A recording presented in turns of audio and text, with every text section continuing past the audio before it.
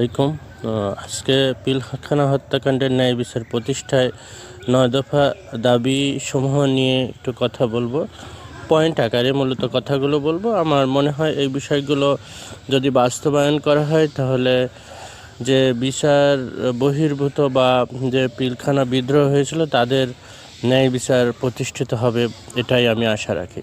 তো এইগুলো আমি পয়েন্ট আকারে বলছি। সেটা হচ্ছে ১ নম্বর পয়েন্টে আমি যেটা বলবো সেটা হচ্ছে যে পিলখানা হত্যাকাণ্ডের পুনরায় তদন্ত, পুনরায় বিচার করে খুনিদের শাস্তি নিশ্চিত করতে হবে এবং ২৫ ও ২৬ ফেব্রুয়ারি ২০০৯ পিলখানার ঘটনায় ফ্যাসিস্ট সরকারের দ্বারা শহীদ সেনা অফিসার, শহীদ বিডিআর অফিসার ও অন্যান্য শহীদদের গেজেট আকারে শহীদ ঘোষণা করতে হবে।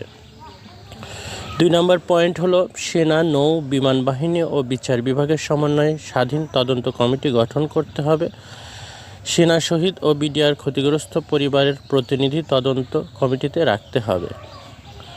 ৩ নম্বর পয়েন্ট, নিরীহ বিডিআর সদস্যদের রিমান্ডে নির্যাতনের ফলে মৃত্যুর সঠিক কারণ উদ্ঘাটন করার জন্য সেনা, নৌ, বিমান বাহিনী ও বিচার বিভাগের সমন্বয়ে স্বাধীন তদন্ত কমিটি গঠন করতে হবে এবং দোষী ব্যক্তিদের সর্বোচ্চ শাস্তি নিশ্চিত করতে হবে।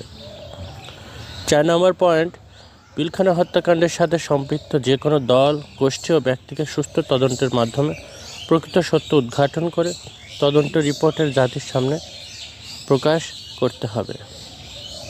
৫, জেলখানায় বন্দী সকল নির্দোষ বিডিআর সদস্যকে অবিলম্বে মুক্তি দিতে হবে। ৬ নম্বর পয়েন্ট, পিলখানার ঘটনায় যে সকল সেনা কর্মকর্তা, বিডিআর কর্মকর্তা ও বিডিআর জওয়ানদের চাকরিচ্যুত করা হয়েছে সকল সদস্যদের চাকরিতে ক্ষতিপূরণ সহ পুনর্বহাল করতে হবে। তারপরে এরপরে গেল ৭ নম্বর, বিডিআর হত্যাকাণ্ডের কারণে সামরিক, বেসামরিক ক্ষতিগ্রস্ত পরিবারগুলোকে ক্ষতিপূরণ ও পুনর্বাসন করতে হবে। ৮ নম্বর, বাংলাদেশ রাইফেলস, বিডিআর বর্তমানে বর্ডার গার্ড বাংলাদেশ, বিজিবিকে কোনো প্রকার রাজনৈতিক উদ্দেশ্যে ব্যবহার করা যাবে না। এরপরে আছে ৯ নম্বর, বাংলাদেশ রাইফেলস, বিডিআর নাম পুনরুত্থাপন বা প্রতিস্থাপন করতে হবে।